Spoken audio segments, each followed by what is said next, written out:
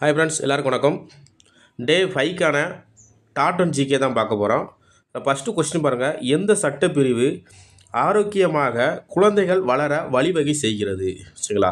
So எந்த பிரிவுனா பிரிவு 39F. சரிங்களா? பிரிவு 39F தான் ஆரோக்கியமாக குழந்தைகள் வளர வழிவகை செய்கிறது.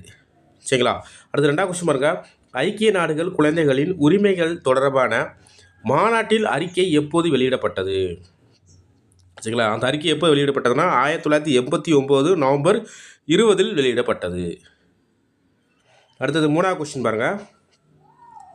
கணவர் மற்றும் குடும்ப உறுப்பினர்களால் பெண்கள் துன்புறுத்தப்படுவதிலிருந்து பாதுகாக்கும் சட்டம் எது?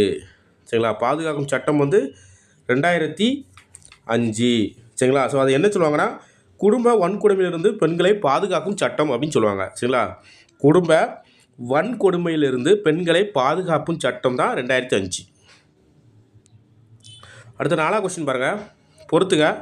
ஃபஸ்ட்டு பாருங்கள், தொழிற்சாலை சட்டம் 1952, தோட்ட தொழிலாளர்கள் சட்டம் 1961, சுரங்க சட்டம் 1948, மகப்பேறு நலச்சட்டம் 1951. சரிங்களா? ஸோ இது கரெக்டான ஆன்சர் பாருங்கள், இ. சரிங்களா? சில ஆன்சர் பாருங்கள். தொழிற்சாலை சட்டம் அப்படிங்கிறது எதுக்கு வரும்னா 1948, தோட்ட தொழிலாளர் சட்டம் 1951, சுரங்க சட்டம் 1952, மகப்பேறு நலச்சட்டம் 1961. சரிங்களா? ஸோ இதெல்லாம் முக்கியமானது, நோட் பண்ணி வச்சுக்கோங்க.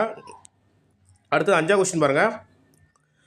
1979 ஐநா சபை எந்த ஆண்டாக அறிவித்துள்ளது?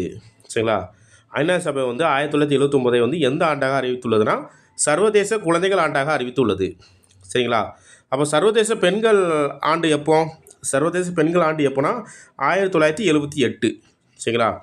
1978 சர்வதேச பெண்கள் ஆண்டு. சர்வதேச குழந்தைகள் ஆண்டு 1979.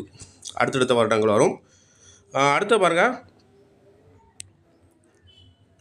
உலக மனித உரிமைகள் அறிவிப்பில் சட்டப்பிரிவுகள் எண்ணிக்கை எத்தனை? சரிங்களா? உலக மனித உரிமைகள் அறிவிப்பில் உள்ள சட்டப்பிரிவுகள் எண்ணிக்கை எத்தனை? சரிங்களா? மொத்தம் 30 சட்டப்பிரிவுகள் இருக்குது.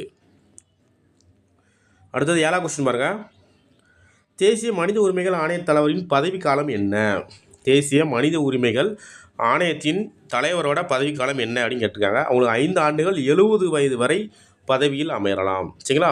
70 வயசு வரையும் அவங்க தலைவராக இருக்கலாம். 5 ஆண்டுகள் வரைக்கும் இந்த பதவியில் நீடிக்கலாம். சரிங்களா? அதே மாதிரி இந்த மனித உரிமை ஆணையத்தின் தலைவரை யார் நியமனம் செய்தால் பார்த்திங்கன்னா குடியரசுத் தலைவர் தான் நியமனம் பண்ணுறாங்க. சரிங்களா? அடுத்து பாருங்கள், தவறான கூற்றை தேர்ந்தெடு அப்படின்னு சொல்லியிருக்காங்க. தவறான கூற்றை தேர்ந்தெடு. ஸோ இதில் கரெக்டான பாருங்கள், தேசிய மனித உரிமைகள் ஆணையம் ஒரு அரசியலமைப்பு சார்ந்த அமைப்பாகும். சரிங்களா? தேசிய மனித உரிமைகள் ஆணையம் இது அரசியலமைப்பு சாராத அமைப்பு தான் சொல்லுவாங்க. சரிங்களா? தேசிய மனித உரிமை ஆணையம் அரசியலமைப்பு சாராத ஒரு அமைப்பு தான். ஆனால் இதில் கொடுத்தது அரசியலமைப்பு அப்படின்னு கொடுத்துருக்குறாங்க. அதனால தான் இது தவறான ஸ்டேட்மெண்ட். சரிங்களா?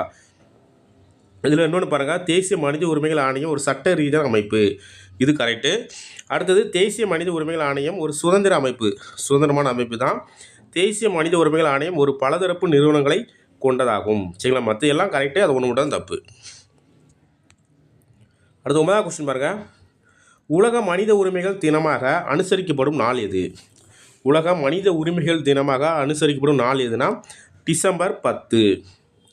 சரிங்களா? ஸோ இது பார்த்திங்கன்னா ஐநா 1948 உருவானது. ஸோ அதை என்னென்னா டிசம்பர் 10 உருவானது. சரிங்களா?